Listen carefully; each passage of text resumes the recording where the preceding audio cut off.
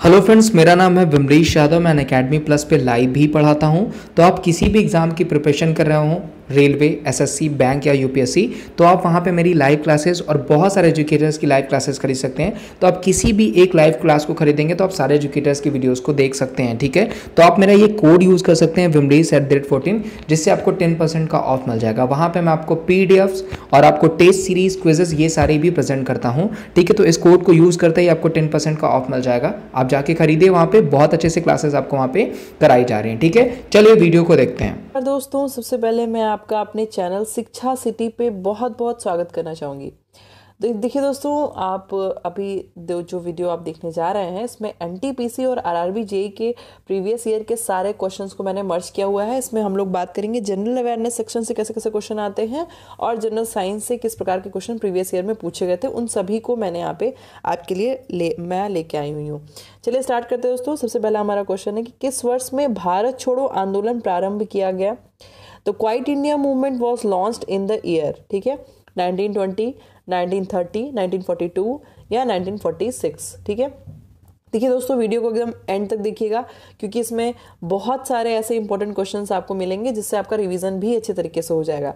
तो इसका बताइए सही ऑप्शन क्या हो जाएगा। तो सी इसका सही ऑप्शन हो जाएगा कि आपका जो क्वाइट इंडिया मूवमेंट है वो 1942 में स्टार्ट हुआ था। ठीक है दोस्तों, ये स्टार्ट करवाया था महात्मा गांधी जी ने। ठीक है, और इसमें दोस्तों आपका भारत के आज़ादी के संबंध में अगर आप किसी भी प्रकार से अगर आप इतिहास पढ़ते हैं तो इसमें दो सबसे महत्वपूर्ण पड़ाव नज़र आएंगे। एक आपको 1857 का स्वतंत्रता संग्राम और फिर 1942 का भारत छोड़ो आंदोलन। ठीक है, और दोस्तों भारत को जल्द से जल्द आज़ादी दिलाने के लिए महात्मा गांधी ने अंग्रेजी शासन के विरुद्ध ये बहुत बड़ा एक अवज्ञा आंदोलन किया हुआ था। ठीक है, आगे बढ़ते हैं दोस्तों। नेक्स्ट क्वेश्चन हमारा है CRO डिस्प्ले करता है। ठीक है, CRO क्या डिस्प्ले करता है आपको बताना है। तो देखिए, पहला ऑप्शन दिया हुआ है केवल DC संकेत को, DC signals only. Second option है केवल AC संकेत को, AC सिग्नल्स ओनली। थर्ड है दोनों संकेत, बोथ AC एंड DC। और फिर है टाइम इंटरवेरिएंट सिग्नल्स। तो CRO किसको डिस्प्ले करता है। तो सही ऑप्शन आपका क्या हो जाएगा, आपका सही ऑप्शन सी है। ठीक है, AC और DC दोनों तरीके के सिग्नल्स को CRO डिस्प्ले करता है। CRO है क्या, ये एक तरीके का इलेक्ट्रॉनिक डिवाइस है जिससे कि हम लोग कोई भी विभवांतर का जो समय है उसके सापेक्ष एक पूरा ग्राफ हम लोग प्रदर्शित कर सकते हैं। ठीक है, तो CRO उसी लिए यूज किया जाता है। ठीक है, इसके बाद दोस्तों हम लोग नेक्स्ट क्वेश्चन देख लेते हैं क्या है हमारा। नेक्स्ट क्वेश्चन दिया हुआ है कि उष्मागतिकी की शून्यता नियम डैश के माप का आधार तैयार करता है। Zeroth law of thermodynamics forms the basis of dash dash measurement. ठीक है, अब चार ऑप्शन दिए हुए हैं। प्रेशर यानी कि दाब, तापमान यानी कि टेम्परेचर, कार्य यानी कि वर्क और संवेग यानी कि मोमेंटम। तो पूछा गया जीरोथ लॉ ऑफ थर्मोडायनेमिक्स जो है वो किसके मेजरमेंट का बेसिस बनाता है। तो सही ऑप्शन दोस्तों उसमें आपका क्या हो जाएगा, आपने पढ़ा होगा जीरोथ लॉ के बारे में, बहुत सारी चीज़ें पढ़ी होंगी। तो इसमें आपका राइट ऑप्शन दोस्तों क्या हो जाएगा, ये टेम्परेचर के जो है बेसिस पे मेजरमेंट बनाता है। ठीक है, जीरोथ लॉ में आपका क्या हो जाएगा, टेम्परेचर के बेसिस पे ये अपना पूरा बनाता है जो मेजरमेंट होता है। ठीक है, देखिए दोस्तों, अगर आपको पूछा है इसके प्रथम नियम के बारे में, प्रथम नियम जो है उसमें इंटरनल एनर्जी यानी कि आंतरिक ऊर्जा को बेसिस बनाया जाता है। और द्वितीय नियम को पूछा जाए तो वो किसको परिभाषित करता है, इसका द्वितीय नियम आपकी एनट्रॉपी को परिभाषित करता है।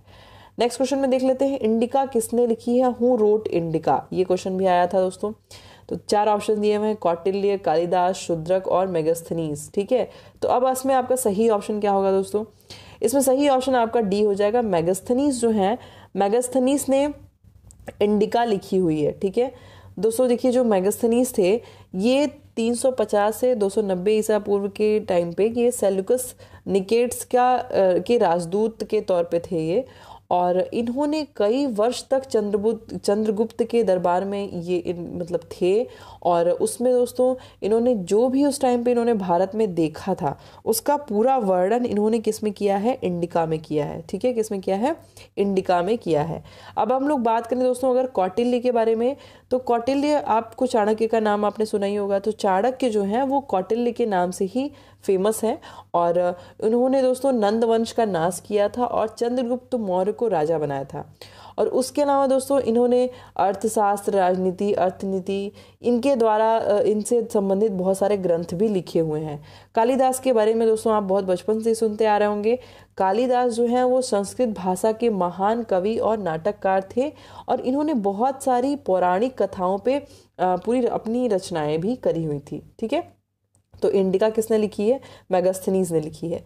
नेक्स्ट क्वेश्चन दोस्तों, ये क्वेश्चन मैं आपके लिए इसका आंसर जो है छोड़ रही हूँ। देखिए यहाँ पे पूछा गया, निम्न में से लाल ग्रह किसे कहते हैं? ठीक है, which one of the following is also known as red planet. ठीक है, अब देखिए दोस्तों, अगर हम लोग बात करें बाकी के ऑप्शंस, मतलब मैं एक एक ऑप्शन को आपको बता दे रही हूँ। देखिए, जो बुध है, जो मरकरी है, इससे रिलेटेड क्वेश्चन बहुत पूछा जाता है कि सूर्य का सबसे निकटतम और सौरमंडल का सबसे छोटा ग्रह कौन सा है?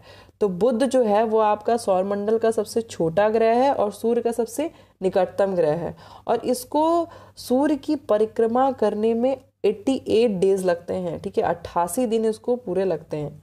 अगर हम लोग शुक्र की बात करें, विनस की बात करें दोस्तों, तो ये जो है ये सूर्य के सबसे निकटवर्ती दूसरा ग्रह है और सूर्य की परिक्रमा करने में इसको 225 दिन लगते हैं। ठीक है, 225 दिन में सूर्य की परिक्रमा इसकी कंप्लीट होती है। ठीक है, अब आप अपना इसमें सही आंसर जो है मुझे बताइएगा।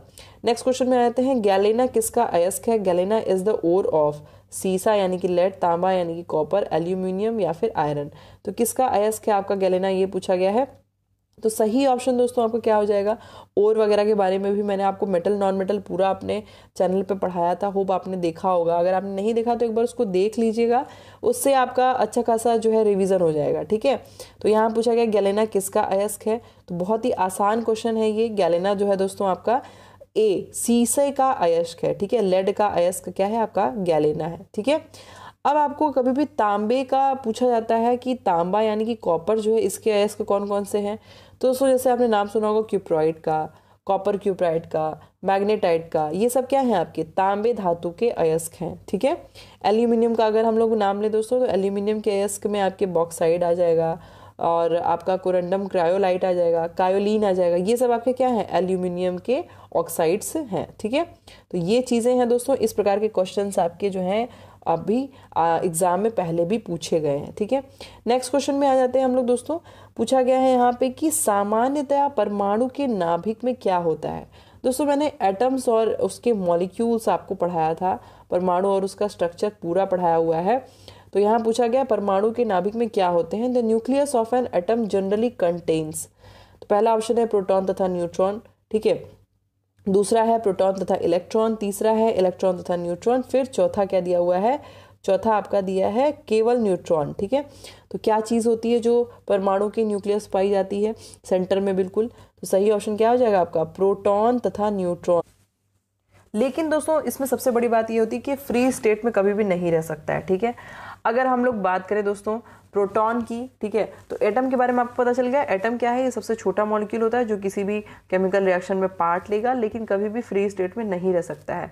अगर हम लोग बात करें दोस्तों प्रोटॉन की, तो प्रोटॉन जो है इस पे आपका हमेशा धन आवेश पाया जाता है। ठीक है, और इसका जो द्रव्यमान होता है वो हाइड्रोजन परमाणु के द्रव्यमान के लगभग बराबर होता है। ठीक है, और अगर न्यूट्रॉन के लिए पूछता है तो न्यूट्रॉन में आपका आवेश नहीं होता है, कोई सा भी चार्ज नहीं पाया जाता है। न्यूट्रॉन क्या होता है? आपका आवेश रहित होता है। दोस्तों प्रोटॉन की जो डिस्कवरी करी गई है वो गोल्डस्टीन के द्वारा की गई है। ठीक है, किसके द्वारा की गई है? गोल्डस्टीन के द्वारा। और न्यूट्रॉन की जो डिस्कवरी करी गई है वो जेम्स चैडविक के द्वारा की गई है 1932 में, 1932। ठीक है, तो 1932 में इसकी डिस्कवरी हुई है। नेक्स्ट क्वेश्चन में हम लोग आ जाते हैं दोस्तों। पूछा गया कंपाइलर तथा इंटरप्रेटर्स किसके उदाहरण है? कंपाइलर और इंटरप्रेटर्स जो हैं वो किसके एग्जांपल्स हैं?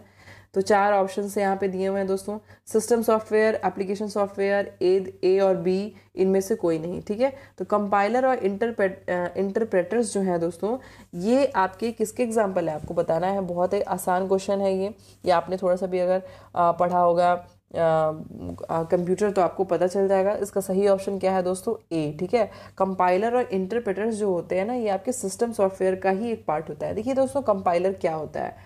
कंपाइलर जो है ना, ये आपका एक या अधिक कंप्यूटर प्रोग्रामों का एक पूरा ग्रुप होता है। ठीक है, और इससे हम लोग क्या कर सकते हैं कि इससे हम लोग मान लीजिए कोई हाई लेवल लैंग्वेज में कंप्यूटर का कोई प्रोग्राम जो है वो लिखा हुआ है, तो उसको हम लोग दूसरे लैंग्वेज में कन्वर्ट कर सकते हैं। ठीक है, तो ये आपका बेसिकली एक कंप्यूटर भाषा में एक मूल प्रोग्राम के तौर पे कंपाइलर काम करता है। इंटरप्रेटर क्या होता है? इंटरप्रेटर जो है दोस्तों, ये बहुत ही आपका एक ऐसा प्रोग्राम होता है जो कि जैसे ये एक ऐसा मशीनी भाषा का पूरा कार्यक्रम होता है जिसमें हम लोग किसी भी स्क्रिप्टिंग भाषा में लिखे गए निर्देशों को सीधे हम लोग अप्लाई कर सकते हैं। ठीक है, ये चीज़ होती है आपकी इंटरप्रेटर्स। ठीक है, तो ये आपके क्या है, दोनों ही आपके सिस्टम के सॉफ्टवेयर हैं। ठीक है, तो होप आपको दोस्तों आज मैंने जितने भी क्वेश्चन डिस्कस किए हैं समझ में आए होंगे। बहुत ही अच्छे अच्छे क्वेश्चंस जो हैं यहाँ पे मैं आपको बता रही हूँ। अगर आपको जैसा भी आपको क्वेश्चन समझ में आता है तो उसके लिए आप मुझे बताइए, और अगर आपको नहीं से पसंद आता है, नहीं समझ में आता है, तो वो भी आप यहाँ पे फ्री हैं कमेंट करने के लिए, बिल्कुल। और अगर आपको पसंद आता है तो प्लीज़ चैनल को सब्सक्राइब करें, साथ ही साथ बेल आइकॉन प्रेस करें ताकि डेली ऐसे इन्फॉर्मेटिव वीडियोस मैं आप तक पहुँचा सकूँ। ठीक है, बात होती है दोस्तों रिस्पॉन्स की। अगर आप लोग अपना फीडबैक देते हैं, आप कुछ ना कुछ कमेंट करिए, आप बताइए कि एटलीस्ट आपको कैसा लग रहा है, तो फिर आगे हम लोग उससे हम लोग को काफ़ी अप्रिशिएशन मिलता है कि हम लोग आगे आपके लिए और अच्छी चीज़ें प्रोवाइड करवाएं। ठीक है, तो मिलते हैं अपने नेक्स्ट लेसन में, तब तक कि आपके एग्जाम के लिए all the best and thanks for watching.